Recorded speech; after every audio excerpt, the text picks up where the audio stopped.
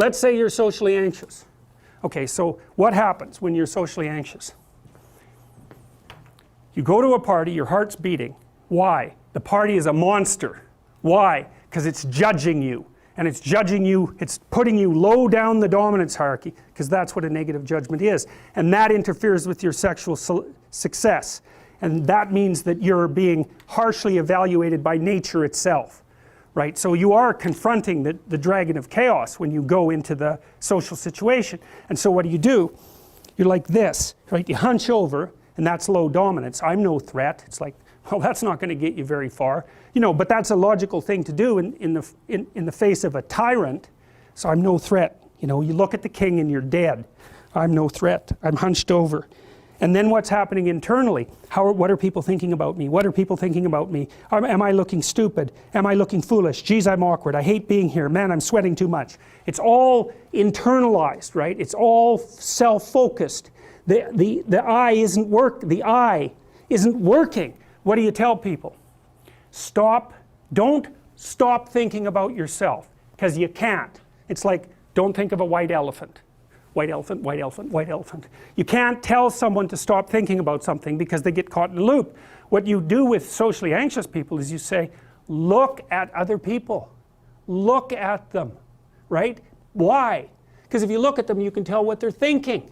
And then unless you're terribly socialized, and some people are. Some people have no social skills, and so the reason they can't go to a party is because they don't even know how to introduce themselves. Like no one ever taught them how to behave.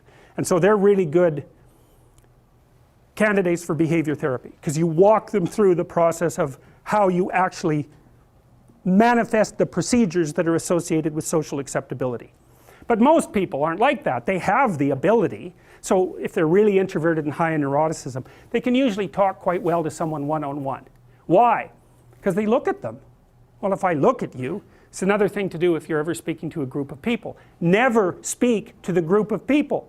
That doesn't exist. You talk to individuals, and then they reflect for you the entire group, because they're all entrained.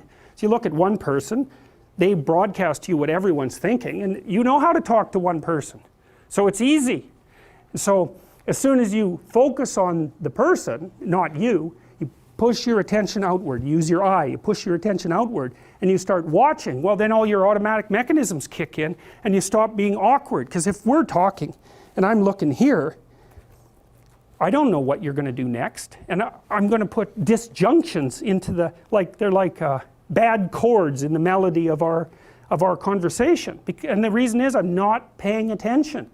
So that's why the eye is the thing at the top of the pyramid. It's like the thing that enables you to win the set of all possible dominance hierarchies is the eye. Pay attention. Pay attention.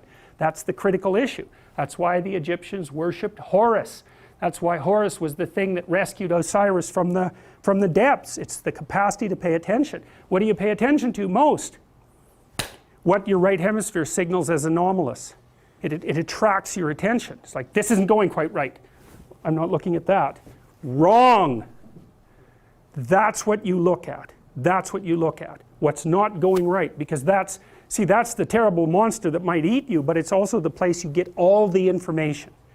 So that's why it's useful to have discussions with your enemies, because they will tell you things you do not know. And that's such a great thing, because if you don't know them, well, you're not very smart, are you? You know, there may be a time when you go somewhere that's the thing you need to know. And maybe your enemy will tell you why you're such a fool, you know, and a bunch of other things that aren't true too.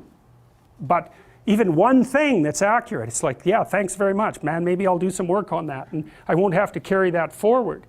So, and then that's part of the reason, again, why the terrible predator, it's always the terrible predator that has the gold. It's like, it's the person who delivers the message you do not want to hear. So it's rough, but it doesn't matter. Life is rough.